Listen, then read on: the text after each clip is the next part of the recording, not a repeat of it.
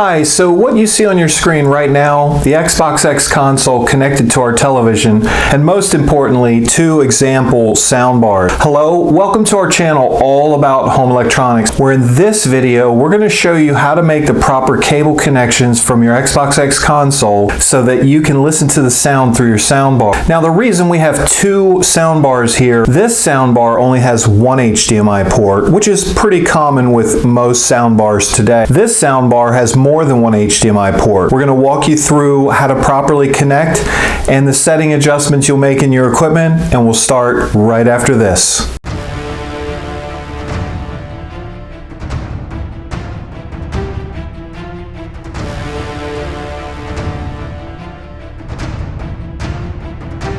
Alright, so we turned our equipment around so you can see the connections on the back, and before we begin, we time-stamped a few items in this video, and you'll find those in the description located below the video. If you're connecting to a soundbar that has more than 1 HDMI input, consider clicking on one of those time-stamped marks to fast forward in the video.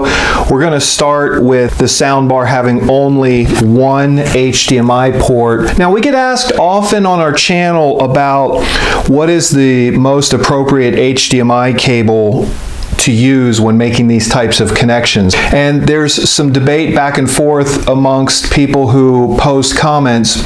And generally speaking, any HDMI cable that you know is working will work. However, a caveat to that is that older HDMI cables might not be able to communicate all of the features between your devices, be that your Xbox Series X, soundbar, TV, etc. So, to be certain, you could look for a cable like this one right here. We have no affiliation with it, but you'll notice it says on the box 4K Ultra HD and HDR compatible. It's a premium cable. On the outside jacket of your HDMI cable, it'll say high speed or premium or ultra high speed, something along those lines. Now, with that said, let's go ahead and make our first connection. With our first connection, we're going to take an HDMI cable like the one we showed in the box, and we're going to take one end, either end, it doesn't matter, and we're going to plug it into the HDMI port on the back of our soundbar example, which only has 1 HDMI port. So now we've moved our camera around to the connections on the back of our example television here, and whether you can see or not, we'll zoom into the HDMI port in our example that's labeled ARC. That stands for Audio Return Channel. Now we're going to take the other end of that cable that we plugged into our soundbar, and we're going to plug it into the HDMI ARC port.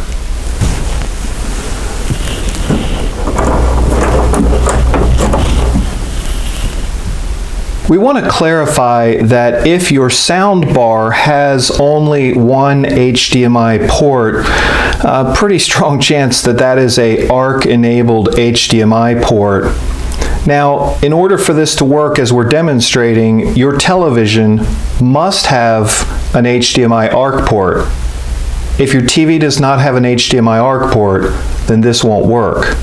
Now in this scene, you're simply looking at the back of our Xbox Series X console, and you already know that we had an HDMI cable hooked up because we already showed you the image on the TV. But let's show where to connect it on the back of the TV so you do it correctly. Now we're looking again at the back of our example television, and we know that all of the HDMI ports on the back of our example television are equally capable. In other words, if we were interested in Dolby Atmos coming from our Xbox Series X and passing through the television, we can plug into any of the available HDMI ports. In your situation, it's possible that not every HDMI port has the same capability. And in that case, you'd want to look up in the owner's manual to find the most capable HDMI port and plug your Xbox Series X into that. In this case, we're just going to plug it into number 1.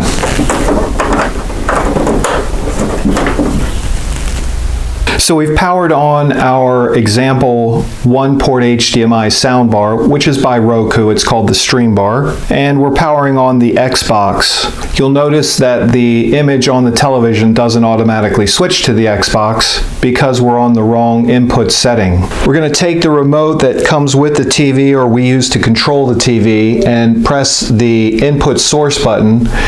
Now, you'll recall we plugged our Xbox into HDMI 1, so we're going to select that as we're doing here. Okay, so we can see the Xbox image on the TV, and since we've made up the cabling connections, we want to make sure that we can hear the sound from our Xbox through our soundbar. Now, depending on the capabilities of your television and your soundbar, you may need to adjust some settings like we're showing you right here. In this particular example, this is a Roku TV, and we went into the settings and we found the audio settings, and we switched from TV speakers to the ARC input or ARC output. Input, output, they're kind of both the same when it comes to ARC. And so we would have to do that in order to hear the sound coming from the soundbar we've connected. And in this other example we're showing you, which is a Vizio TV, we're going into the menu settings and we're adjusting the audio settings from TV speakers to external speaker. Now, in the case of the example television that you're seeing on your screen now with the Xbox image projected on it, this television is pretty capable. It has an eARC port, as well as our example soundbar is eARC, and the television immediately cut off the internal speakers and sent the audio signal to the soundbar. However, we didn't hear anything. And if you run into this problem, here's how we solved it. And we're not suggesting you do this, we're just telling you how we solved it. We factory reset the television. In other words, we set all of the settings back to the way they came from the factory itself and started over, and then the audio immediately started to play out of the soundbar. Now let's take a look at the soundbar, which has more than one HDMI port. As with this example right here, it has 3 HDMI ports. There are 2 techniques that you can utilize when connecting your Xbox Series X so that you can hear sound from this particular soundbar. The first technique is geared for those who competitively game online against opponents who are also gaming online. And for this type of gamer who wants to reduce any possibility, any possible risk of latency, then this technique will be more important for that type of gamer and viewer of this video. The second technique is going to be geared mostly to the viewer who the sound quality that comes from the soundbar is the most important aspect in their connection. In either case, regardless of which way you choose, both will produce the sound through the soundbar. Now, going back to what I said originally with latency, if you have experience in competitive online gaming like we do, we know that even a millisecond can be the difference between a victory or a defeat. And this type of latency is not the only type of latency that can affect online competitive gameplay, but because it is a potential latency issue, we're going to start with it now. All right, now we're looking at the back of our example television, and we already plugged the other end of this HDMI cord into the back of our Xbox Series X console.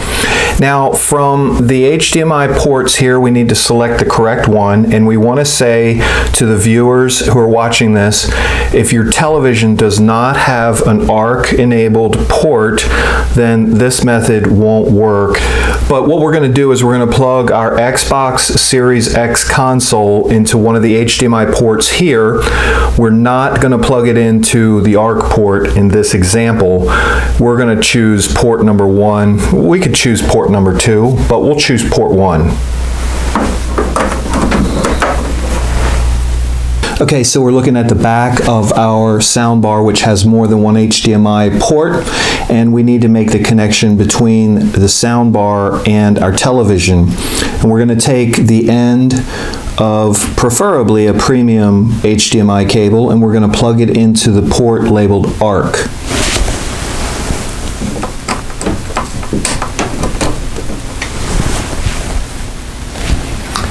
Now, returning to the back of the television, we're going to take the other end of that same HDMI cable and we're going to plug it in only to the ARC port on our TV.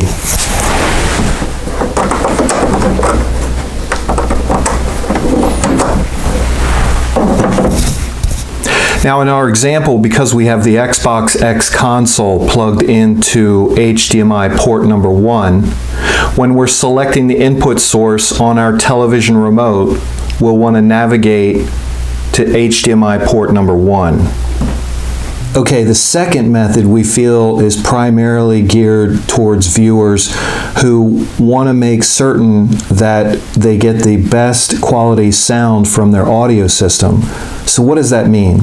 Well, if you're hoping or intending to hear Dolby Atmos, assuming your equipment has the capacity and the video content is projected in Dolby Atmos, and you want to make sure your audio equipment is replaying Dolby Atmos, you may want to connect your Xbox Series X directly up to your soundbar system and not allow that Dolby Atmos signal to pass through your television. So what we're going to do is we're going to take the other end of that premium HDMI cable that's connected to our Xbox Series X, and we're going to plug it into input number 1 on the back of our example soundbar.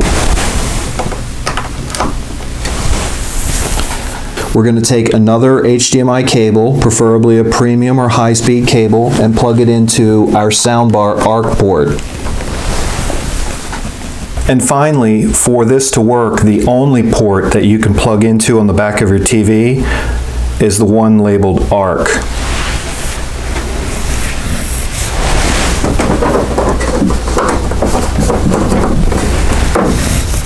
We just want to remind you, we time-stamped everything in the description below the video in case you missed something or perhaps forgot it or want to view it again. This concludes this video on how to connect the Xbox Series X to a soundbar. If you have any questions, please post them in the comments below the video.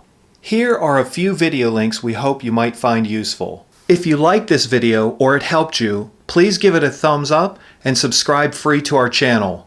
Thank you for watching. Have a great day.